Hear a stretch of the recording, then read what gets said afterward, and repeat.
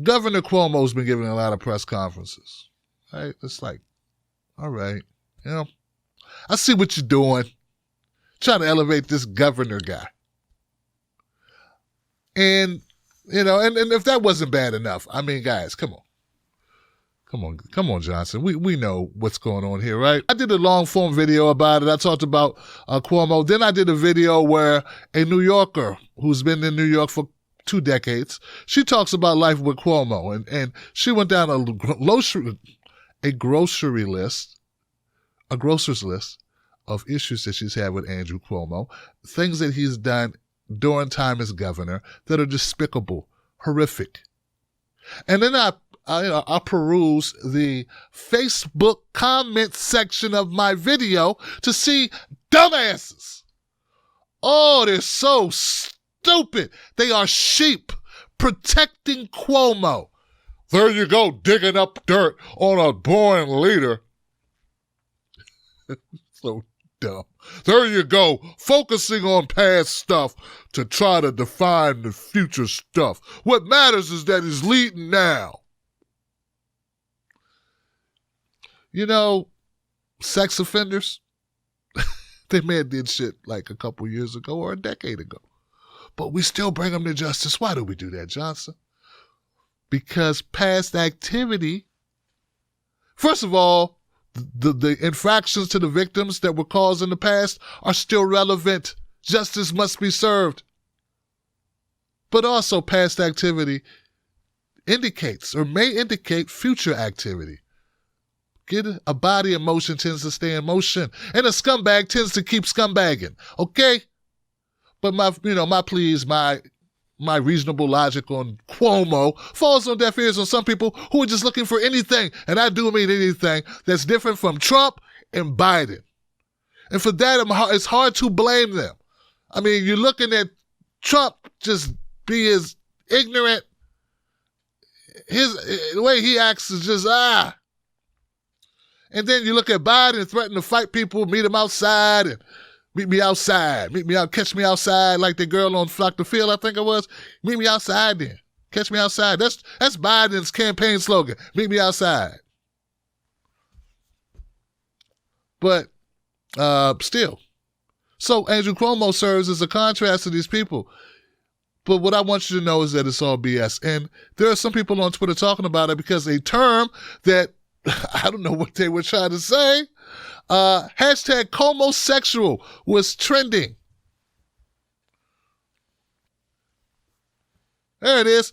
Homosexual. I'm like, what the hell is this? Why is this trending? Why are people retweeting this?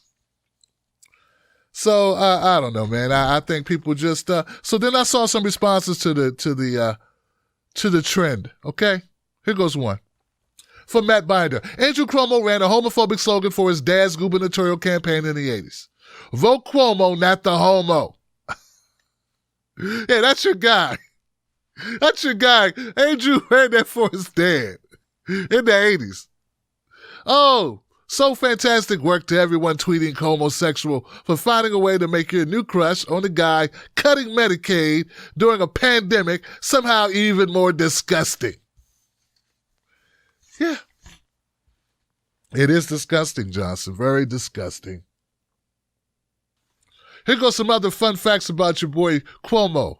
I mean, if you don't mind me illuminating you and shattering your frail belief system based on nothing except press conferences.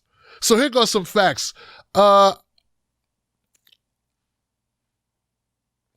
cut Medicaid. Ignored canceling rent. Yeah, he canceled. So we went over this before, right? We went over this in my latest video about it. He cut Medicaid. Now, during the pandemic, he cut Medicaid. He wanted to cancel mortgage, like suspend mortgage payments, but he didn't suspend rent payments. Ignored releasing prisoners. Yeah, I retweeted a video of prisoners in Rikers dying. Just dying. Slowly dying. No medical treatment, no nothing. They're just poor, mostly black, in a warehouse. dying. Not only the prisoners, the guards as well. And he rolled back bail reform. Yeah, that's just a couple things. There is an article in the in-depth analysis section of journalistic endeavors in Teen Vogue.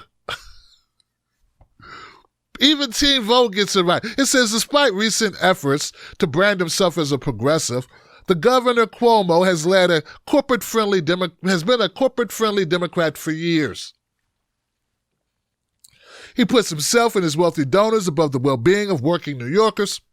He's provided inadequate funding for public housing, gone to war with labor unions, and vetoed protections for low-wage workers.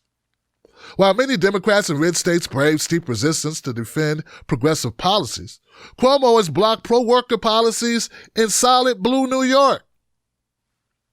He put single-payer health care on ice, refused to fully fund public schools, and cut critical housing vouchers for formerly homeless families. Yeah, that's just a little bit. That's a little taste of the Cuomo I know. You know, like Jim Clyburn, he was out there stumping for his boy Joe Biden. Yeah, I know Joe. I know Joe. Joe knows us. That's right. We're going to vote Joe.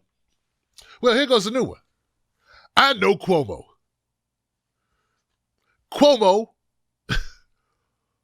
they already used homo. Cuomo is a no-no. If you knew Cuomo and you weren't